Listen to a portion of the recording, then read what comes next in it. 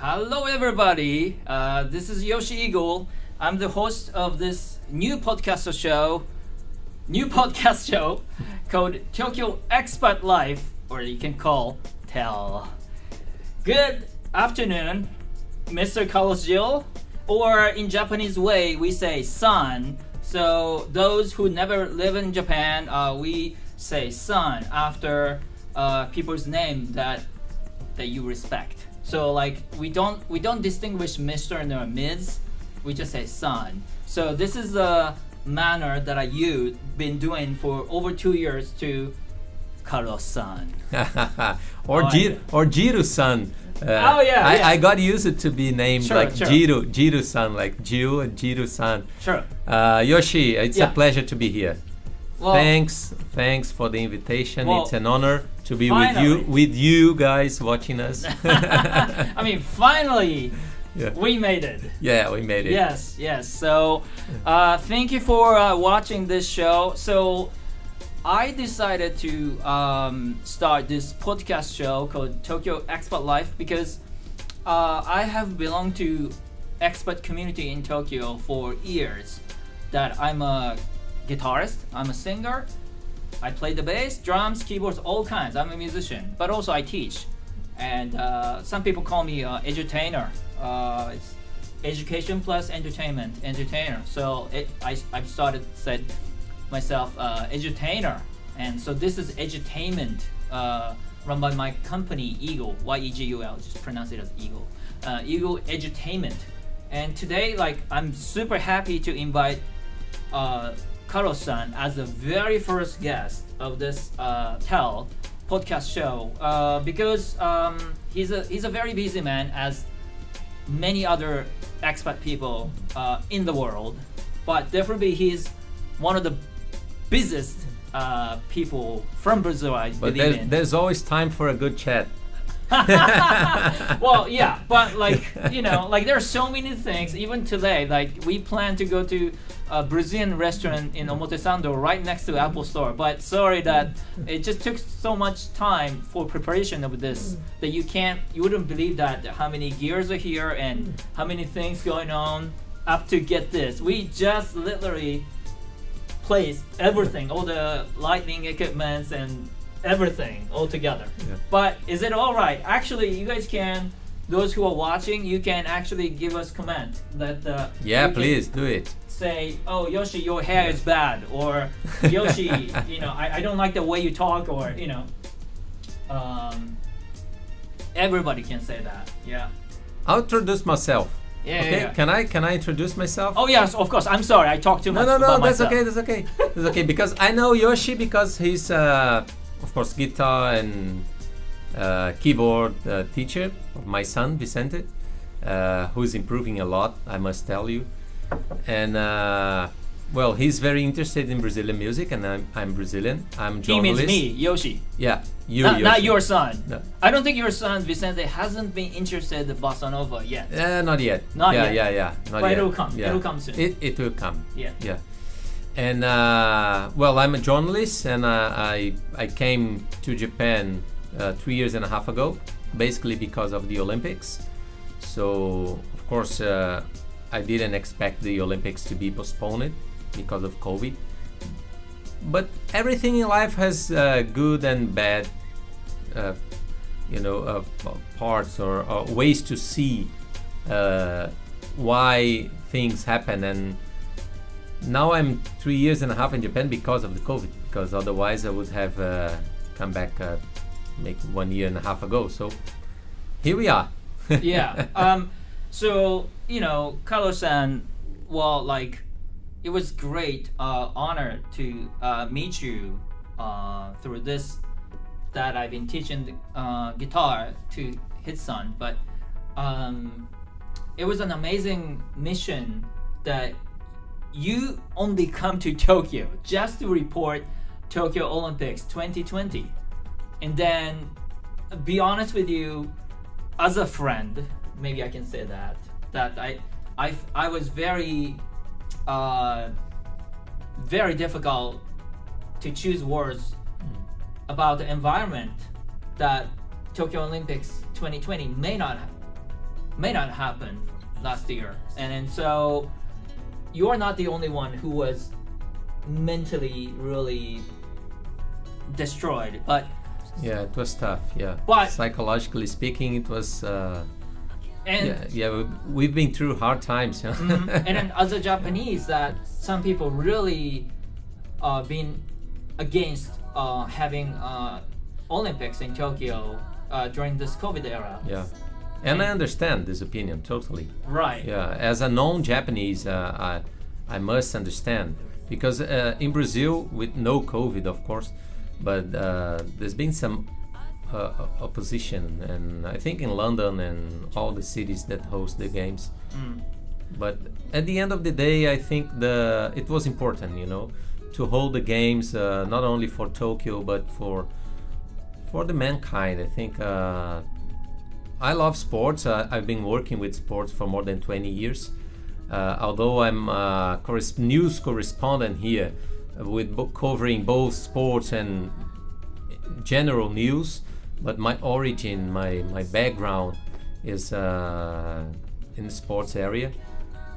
So understanding all the problems and the concerns of the population, but in the end, I think it was important the Olympics to happen here, So, I mean, again, like as a friend, I wish that Tokyo Olympics would happen. And then again, like as opposite opinions, that it's not very safe to organize Tokyo Olympics. And I was in the kind of two different things. And of course, COVID. I wish the COVID to end ASAP, and still, and but at the same time, but just in short, I think I was very happy that Tokyo Olympics really happened. As a friend for you, that I was saved, just like you're saved. It would have been frustrating, to be honest, because as I told you, I came to be correspondent because of my work in the sports department. So basically because of the games, and I've been covering Olympic Games since Sydney 2000, and it's a huge event. It's beautiful. Of course, there are economic reasons behind and political issues. Of course, we know that, but the passion for sport and this feeling to be together, I think only the Olympics or a few events in the world can bring to the humanity, and the Olympics definitely are one of these events, I think. Yeah. And I believe that I think majority of Japanese people were happy to see great athletes gathered in Tokyo, and they provided very dramatic moments that people got so excited about. And we don't have much entertainment going on after the COVID, but like definitely these brave athletes made a great moments, and we felt like we were part of it. Yeah, So- it was cool. It was cool. Historic in many aspects. So it was a privilege to be here, watching the story being written during the Olympics. Yeah, definitely. Yeah. Well, you know what? Actually, Carlos-san, maybe we were intense about a serious topic. Maybe people more expected about some general things. So, you came to Japan 2019? When was it? 18. 18? Yeah, the summer of 18. I came here, the end of July. So I landed in Japan. It was not the first time for me in Japan. I had been in Japan before, working reasons, basically. But for my family, yes, it was the first time in Japan. And for all of us, the first experience of living abroad. I have traveled a lot during my career.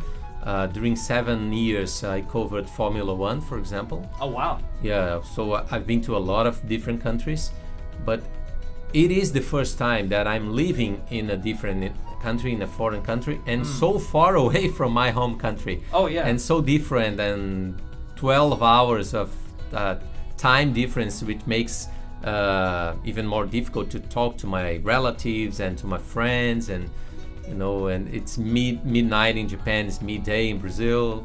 But it has been so far a great experience. I just love to be here now. I know my time in Japan is about to finish in the end of the year. We have to go back home, but bringing with us very sweet memories of this country. Yeah, I'm very happy to hear that. So again, I just wanted to rephrase that. This is your first time to become an expat. Yeah.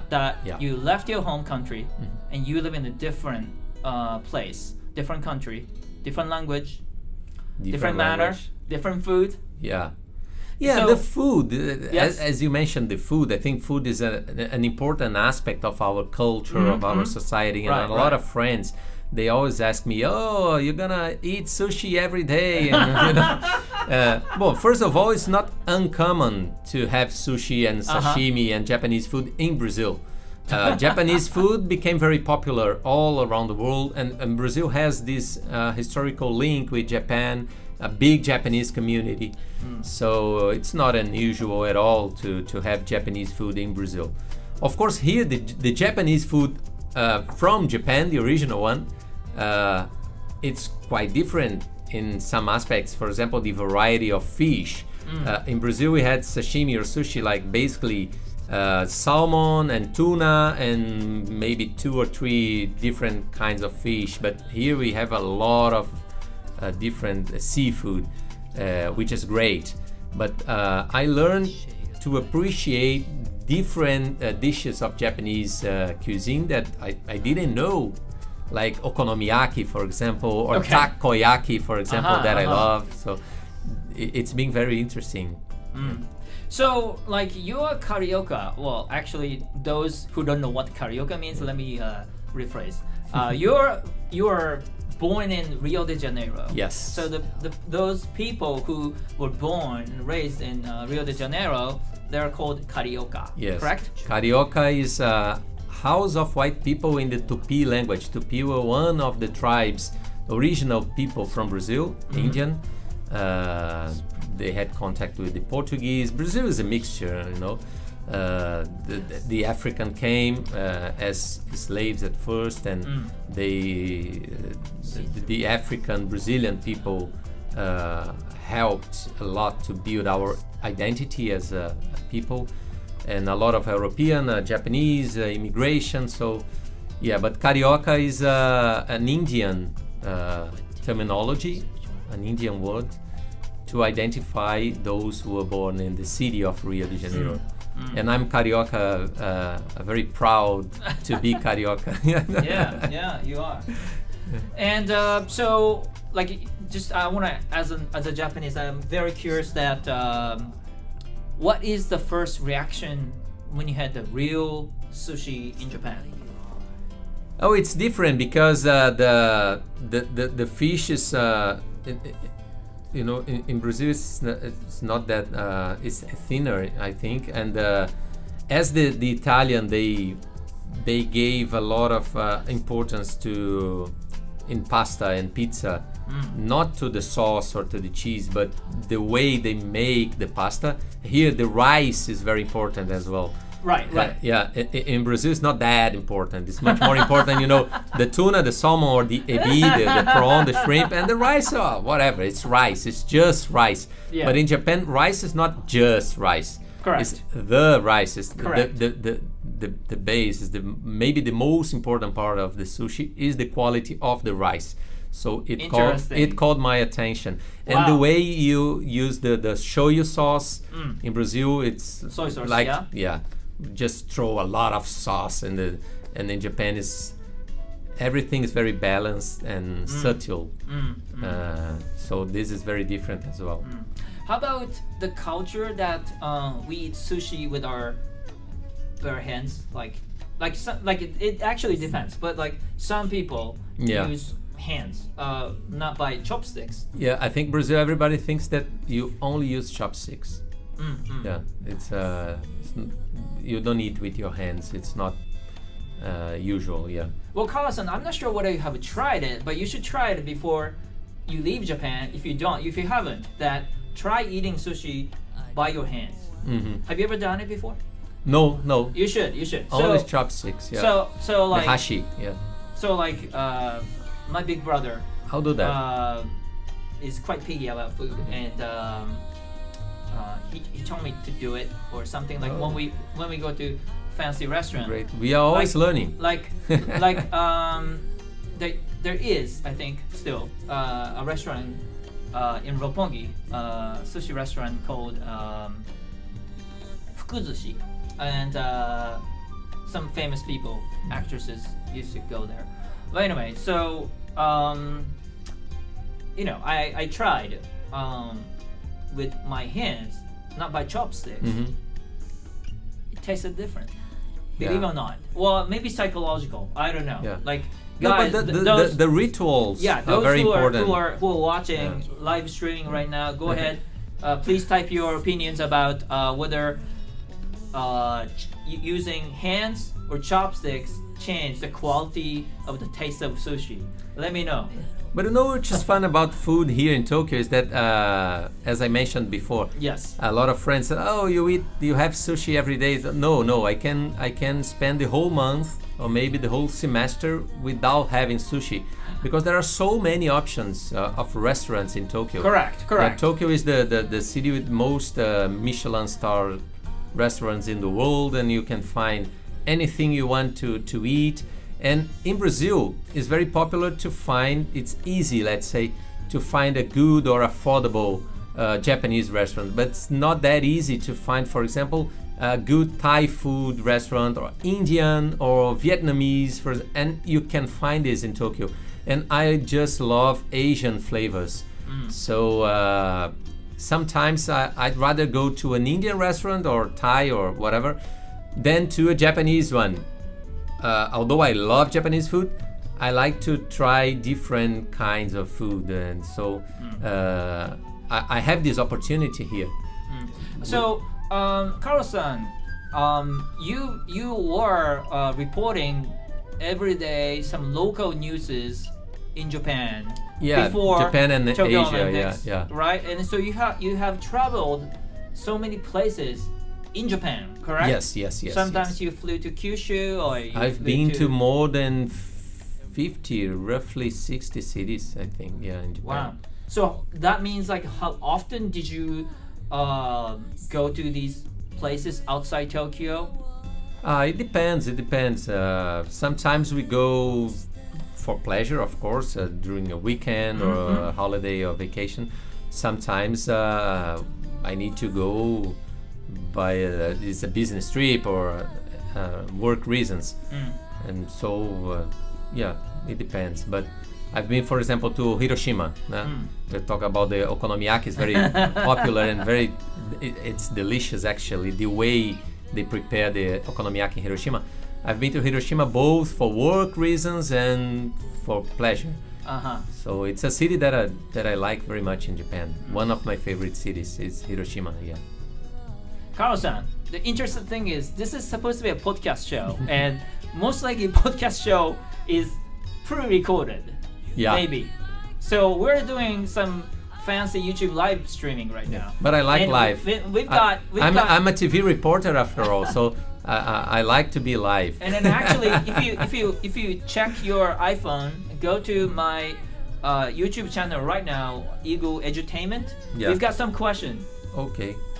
I have to. I can read out, but I need to open here my. Would you like to read first for me? I'm opening my browser here. All right. So a question from Ms. Eri Kikuchi. I see. How do you feel? So turn down the volume, so then we're feeding back. Turn down the volume on the iPhone. Turn off. It's up. Sorry. It's okay. My fault. No, it's okay. We can chop. Anyway, so Mr. Jill how did you feel when you see the opening ceremony of Olympic? Were you emotional and relieved at the same time? Yes. And what did you find the most touching moment during the Olympic game? That's a great question. That's a great there question. There are a lot of questions. Thank you very much. So many things crossed my mind, both in the opening and closing ceremonies, and after the Paralympic Games, which I covered as well. But yes, I think your definition is perfect, Eri. It's a little bit of a relief as well, because it's been hard.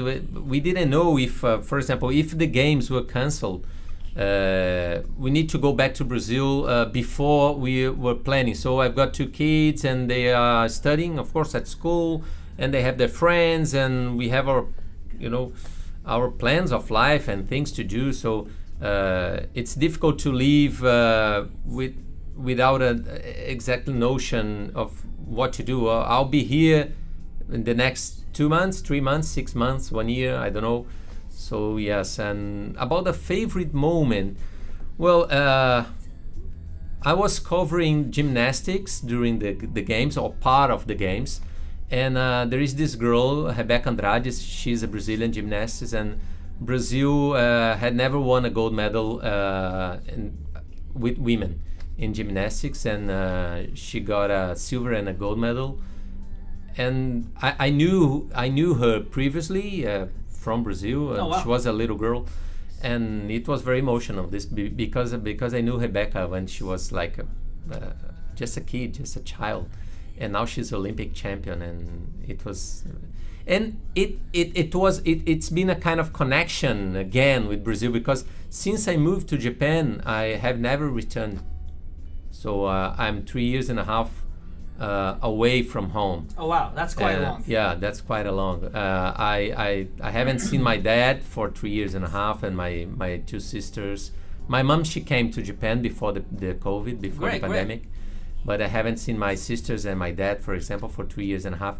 And to be in contact with someone who is Brazilian, who speaks Portuguese, and it's always special, because we share as Brazilian, we share some aspects of the culture, and there are some connections that we can only have with someone who was born or raised in the same city or the same country as you are. There are some codes that you identify immediately, so it's always special. By the way, I have to tell you that. So today, this is live streaming on YouTube, but also I'm actually live streaming. Sorry, without your permission, that I'm streaming on Clubhouse. So there are a few people on Clubhouse right now listening what we're talking. Hopefully they do understand. They're Japanese, but hopefully they do understand what we're talking. Hopefully. And but anyway, so 来ていただいた皆さんどうもありがとうございます。今ちょっとクラブハウス向けにお話をしてますけれども、ですね、今実を言いますと、この我々の喋ってるやつはですね、YouTube ライブストリームでも同時に中継をしております。もしですね、YouTube の、YouTube で検索していただいて、YEGUL、EDUTAINMENT、EDUTAIN、TAINMENT、EDUTAINMENT で検索していただくと、今我々がどんな感じで喋ってるのか見えますので、ぜひぜひ見てみてください。Okay, yeah, I just said that, those who are in the Clubhouse, they were only listening our voices. I just told them that this is also on the YouTube live stream, so then they will know how you look like, how you talk, how we're doing it. So. Yeah, you can check it out later. It will be available. Oh yeah, okay. but this is live, so we'll give a huge respect. And then もしですね、カルロスさんにこういう質問が欲しいっていう人がいたらですね、ぜひYouTube の方で書き込みをしてください。そしたら我々質問に答えていきますので、我々っていうか私じゃないですね、カルロスさんですね。I'm just saying that give us a comment, but I said not us, give him. I'm not the person who replies. Yeah. You got the Eri-san also. Oh yeah, you were at a historic moment for Brazilian sport. Yeah. Well, I guess so as a friend that again it was great to see Brazilian athletes getting medals. It was the best performance ever for Brazil. For instance, Even better than Rio 2016 why? when we host the games. Carlos-san, why? I think it's influence. We have to wait till Paris to answer your question, because for Rio 2016, before the games, Brazil was in a different moment of its economy, and the investments made were huge. So the results, the performance in Rio were very good, and I think the performance in Tokyo is still a consequence of the investment made for Rio. So now we are living a very difficult moment in our economy, and I don't know, the investments are not the same. So maybe for Paris, the results will not be that good as in Tokyo. But I hope we can still keep this good moment of Brazilian sport. You know, I was quite impressed with a 13-year-old Brazilian girl on skateboarding. Skateboarding. Yeah. I think the Raissa Leal, two Japanese girls. They're also like 12 and 16. I thought they got the gold and bronze, and the Brazilian girl got silver. Silver, yeah. Second place, and that was amazing. And it's Brazil was very good in surfing as well. Yeah, this new sports. Oh yeah, surfing too. Yeah. This new sports were a very good option the IOC brought to the Olympics. I like this, especially surfing and skateboarding, and sports climbing is cool as well. So I guess like it's for surfing.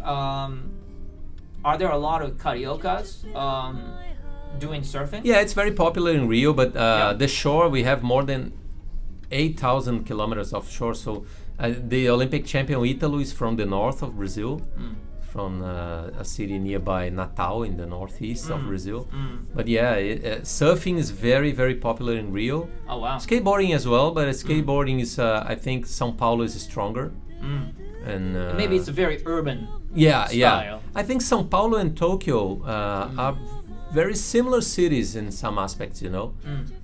I see a lot of São Paulo here in Tokyo, and vice versa, and so they are similar cities in some aspects. Of course, there are a huge difference as well. But this urban culture, I think very similar, São Paulo and Tokyo. Yeah. Well, like I guess like even though you're carioca, that you're from Rio de Janeiro, but were you used to meet Japanese people in Brazil since around 1900s there were a massive immigrants from Japan. There are the expats moved to Brazil. You know, São Paulo is considered the biggest Japanese city outside of Japan. So in Rio, there are a few Japanese families, or there's been some immigration, right? But mainly in São Paulo. In São Paulo, I would say it's impossible for you at school, for example, that you don't have a friend, classmate that are from a Japanese surname or Japanese family. In São Paulo, it's impossible. You always have someone. I have some friends from São Paulo that are married to a Japanese wife or a Japanese husband, and they have a Japanese friends. But in my wife's family, she has two cousins, and both are married to Japanese guys. So my wife has some cousins with Japanese surnames. Yeah. So we have had contact with Japanese people all the time. Yeah, it's very common. You know, this sounds like a joke, but it's a serious thing. But I've been telling this to all of my English speakers, and they always laugh so hard that I know this is the good story. But I used to live in Colorado, Denver, Colorado. There are a lot of big mountains, and then my Japanese friend went to skiing with a few other Japanese friends, and then during the trip they got car accident. So then police came, and then so police said, okay, all right, what is your name? So my friend, his last name is Suzuki. He said, okay, I'm Suzuki. and that guy, that's Honda, and the other guy, that's Kawasaki. And then police officer said, no, we're not talking about vehicles. One more time. What is your name? I said, I'm Suzuki. That's Honda and Kawasaki. Well, it sounds like a joke, but it wasn't true. My friend Suzuki told me that story. I have a friend called Kawasaki. So yeah, from Hamamatsu. Yeah. Alright, that's confusing. So does it happen in Brazil that, like, you know, those people got car accidents or something and the last name Suzuki, Honda, Toyota? Yeah, Tanaka. Yeah, a lot of this. Let's say most common Japanese surnames. Yeah, it's very common. Yeah. Wow. But in Brazil, actually, if you search for the origins of each family, you find like United Nations, because we've had a lot of immigration, especially in the late 19th century and the beginning of the 20th century, from all over Europe, from Japan, and of course we had this long relation with Portugal and Spain, and people coming from Africa. So yeah, every Brazilian is a lot of nations on his genetics, you know. So yeah, myself, for example, if I search for the history of my families, both my father and mother, I'll find like Spain, Netherlands, Portugal, Italy, France, you know, Indians, and it's funny. Yeah. Yeah, I think before the show started, we talked about some roots, and so Jill, like I'm a huge fan Jill of is Brazilian Spanish. music. Yeah. And Gilberto Gil, it's one of the greatest musicians from Brazil. Yeah, we may have the same roots. Of course, we are not from the same family. But my Gil and Gilberto's Gil might be the same origin, which is Galicia in the northern Spain. Very interesting. Yeah. You know, I was gonna ask you a bunch of more questions since we may wrap it up the show in 10 minutes or so. However, this is a live show. Just check your iPhone. There's another response from Eri-chan.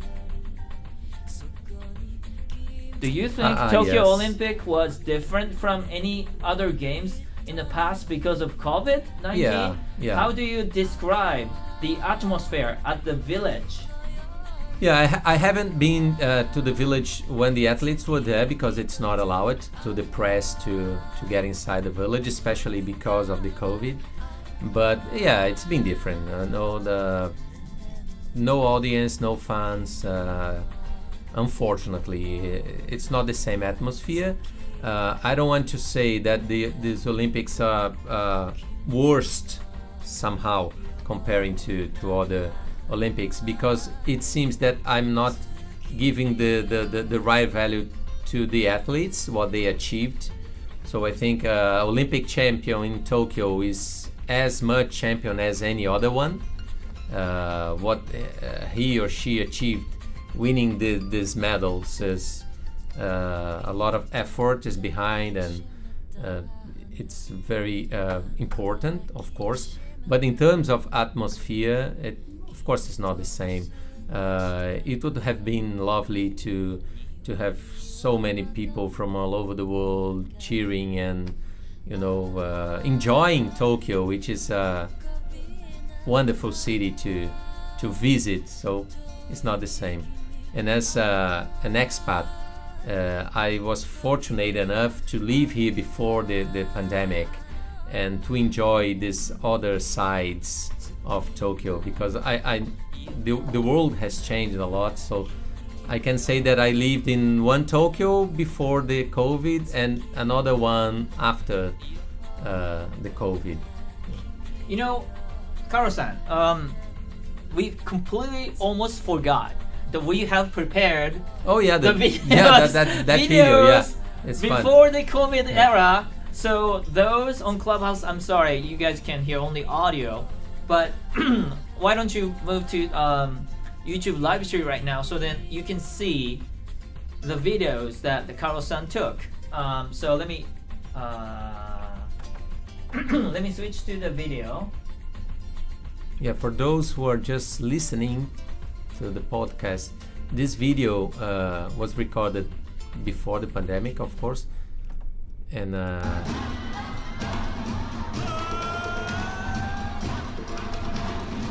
this is a summer festival, a Matsuri, and it was the first time I was watching this.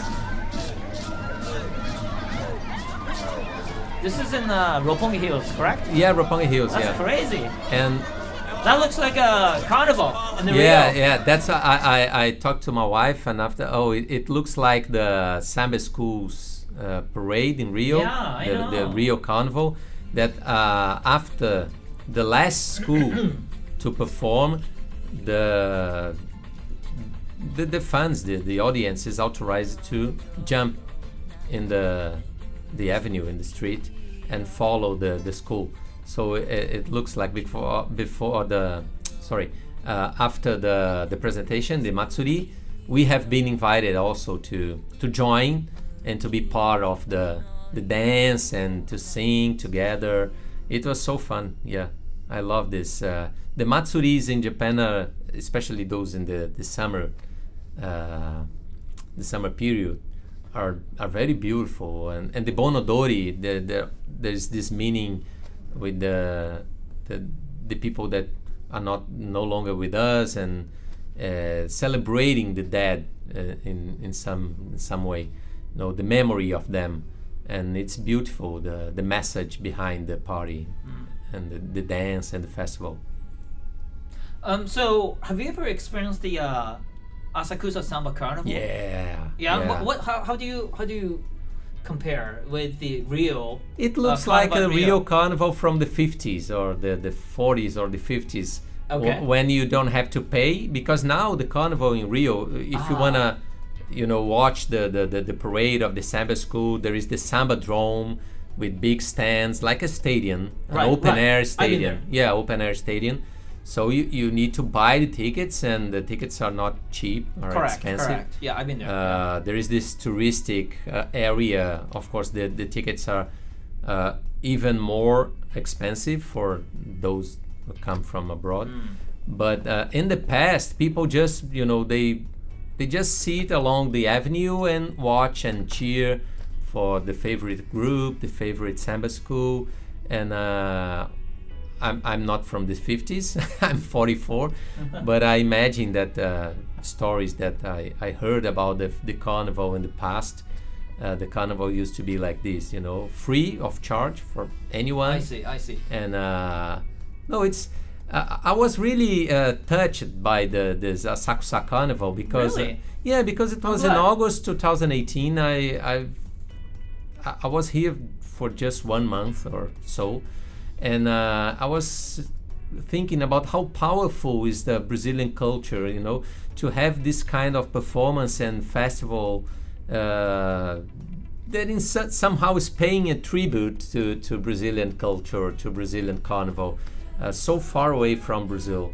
So how powerful it is, to see in Japan a presentation, a party that so similar and so beautiful, and a lot of songs sung in Portuguese, it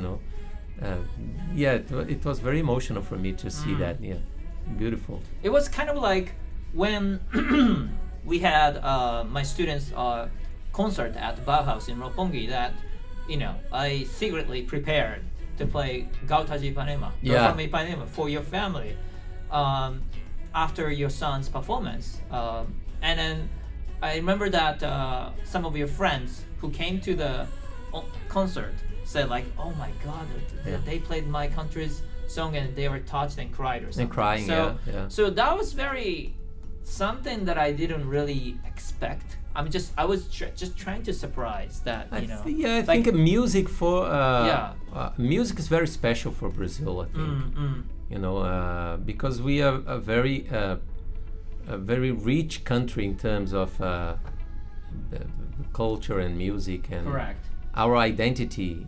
Music is part of our identity, and carnival is part of our identity. And Garota de Ipanema is one of the maybe national anthems of Sure, Brazil. sure. Is known Right. worldwide. So Right. when you are for so many time far away from home, I think you get a little bit emotional when you listen to a Brazilian music. But I like the way you describe your country as rich. As I think I agree with that. It's like even the Carnival today in Brazil may be a very big business project. Yeah. However, still it's a culture. Yes. And it's beautiful. Yes. And everybody loves that Carnival and parties, and Brazil definitely has distinctive. Yeah, mass media and mass culture are everywhere. Right. But of course, Carnival is part of it. Right. But it's still maybe the only moment, or one of the only moments in the history of Brazil, that those who are poor, that come from the poorest parts of the town. When I'm talking about Rio, of course, the favelas, Yes. the poorest place in the. Right. They are the main characters of the party. They are the most important, because they are never listened. They are forgotten people. The government or has always played by their rules and forgetting about these people. And during Carnival is different. So I think it's very, very powerful, this message.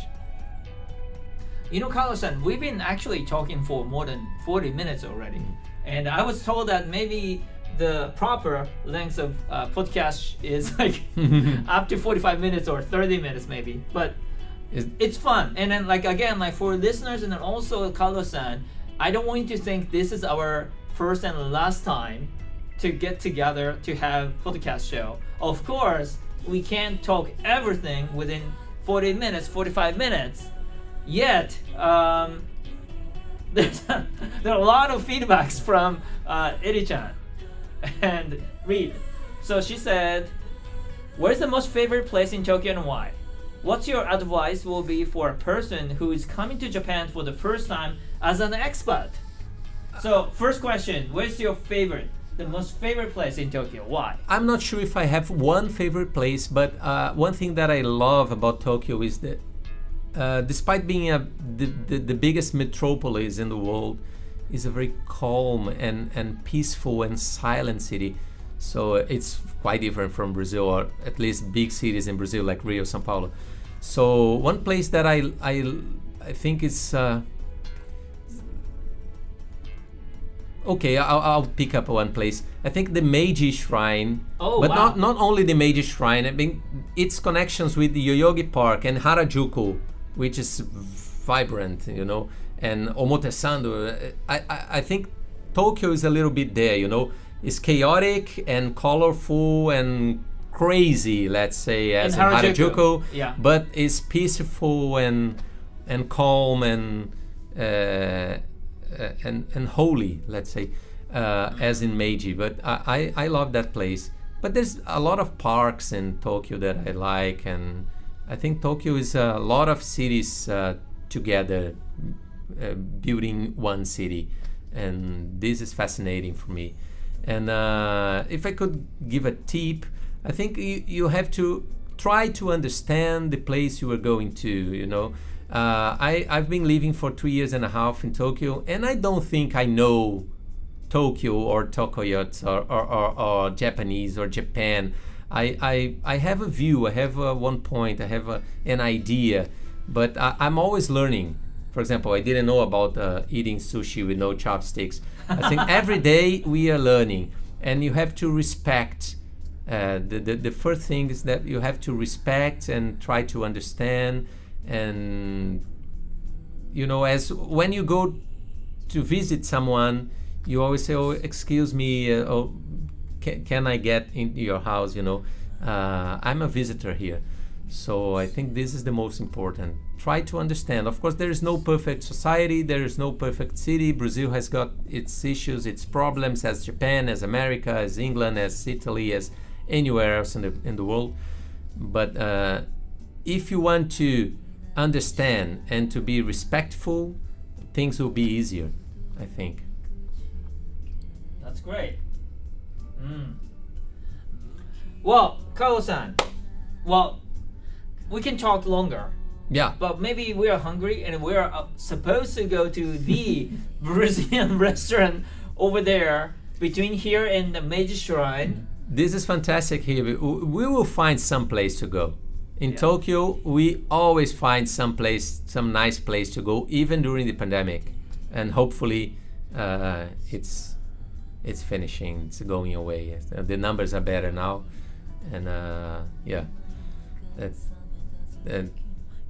we'll find somewhere, Yoshi. We'll find somewhere. By the way, this is my personal question. So, have you ever found a good Brazilian restaurant you think, okay, this is close to the taste, the quality that you know in your country? So I love Brazilian food, and it's difficult to prepare because there is no one Brazilian food. Of course, people usually they think about barbecue, churrasco, no. But this is one of Brazilian dishes, popular dishes. There are a lot of Brazilian dishes that you cannot find here. But I think this barbacoa, for example, that's we have one here. It's very good meat. They have a very good barbecue. So it's a place that I like to go once in a while. But I'm not that guy that, I need to eat Brazilian food every week. No, I just like all kinds of food. I like Arabic food a lot. I love it. For example, just to give one example. And Italian, this kind of food that is universal, almost universal. But I think barbacoa is a very good option. They have a very good meat. They have pão de queijo, which is the cheese bread. They prepare very good beans, a feijoada. That's very popular in Brazil. I like this one. Wait, where is that one? The barbacoa, actually there are a lot of branches. One on Motosando, you have in the Roppongi Hills, you have I think Toranomon, there's this one, a lot of them, yeah. And they have Brazilian staff as well, so good. It's good because when we go there we can chat in Portuguese and it's fun. Wow, that'd be great. Which is a language, it's difficult to find someone who speaks Portuguese. Brazil, Portugal, a few countries in Africa, but it's almost a code, like when you listen to Portuguese is something that, oh my God, I'm listening to Portuguese. And again, music is very important, is because when I go to the dentist here in Tokyo, I listen to Brazilian music. Sometimes I'm in a shopping mall here in Tokyo. Of course, nobody knows I'm Brazilian, but is there Brazilian music playing?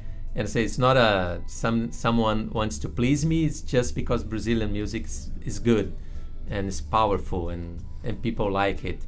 And in Japan, Japanese usually they love Brazilian music, and I'm so proud of this. Well, actually, I didn't really inform that all of the music you're hearing right now, it's all produced by me. And so one time I was really into Brazilian music, and so these music were produced about 12 years ago or so. And back then, like, I was really into Brazilian music, and so I'm very, very happy to get to know you, Carlos-san, that because we've shared so many history of music in Brazil. Even today, before we started this podcast show, that we've talked a lot about it. So I keep thinking about the places that Ari asked me here in Tokyo, and I'm I've been to so many places. There's one place that is so amazing. That's the neighborhood of Ianaka. Because it's a kind of old Tokyo. It's nearby Asakusa and Ueno area. Mostly Ueno area. This place is fantastic. There are a few antiques and restaurants, and Ianaka is very, very good. And Yokohama is a nice city as well. Oh yeah.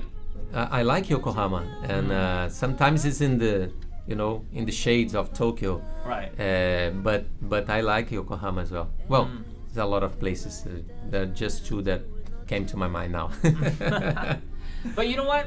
So, Carlos-san, again, I think we can talk a lot. We can. And I wonder if we could do this again. Because, again, I don't feel like we are done.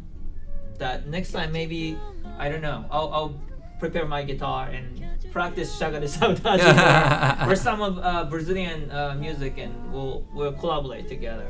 How's that? And then maybe you teach me Portuguese, how to sing. No, I'll sing Chega de Saudade now for you. Do you want me to Hold on. to finish with this podcast with Chega de Saudade? Yeah, okay, do it. But just voice, Yeah, no do it. guitar, nothing. Yeah, sure, do it. Vai minha tristeza e diz pra ela que sem ela não pode ser. Diz-lhe numa prece que ela regresse, porque eu não posso mais sofrer. Chega de saudade, a realidade é que sem ela não há paz, não há beleza, é só tristeza e a melancolia que não sai de mim, não sai de mim, não sai. Para papa, mas se ela souber que coisa linda, que coisa louca, pois há menos peixinhos a nadar no mar do que os beijinhos que eu darei na sua boca. Dentro dos meus braços, os abraços hão de ser milhões de abraços, apertado assim, calado assim, colado assim, abraços e beijinhos e carinhos sem ter fim, que é pra acabar com esse negócio de você viver sem mim. Não quero mais esse negócio de você viver sem mim. Oh, I have just killed Chega de Saudade. Sorry, Jobim. Bravo. Sorry, Vinicius. Bravo. Anyway, so everybody, thank you for listening to this Expat show, Tokyo Expat Life podcast show with Mr. Carlos Gil. And thanks so much. And thank you for listening and watching this show. And again, this is a live show, but like we'll put it on the archive later on. And again, like hopefully we'll do it again. And for those expat people in Japan or outside Japan who want to talk about what you have experienced in Tokyo, or those who quit being an expat, you can also join with me online, and we can talk a lot about good things, bad things, great moments, bad moments, about being as a expat people. And anyway, so I'm hoping that we're going to do this soon, and again with Mr. Carlos Gil. Thanks so much. Thank you. Come and join. It's been great. It's been a pleasure. I hope you all have enjoyed. I enjoyed a lot. Carlos-san, see you soon. Arigatou gozaimashita. Muito obrigado. Thank you very much. De nada. Everybody. Obrigado, pessoal. Tchau.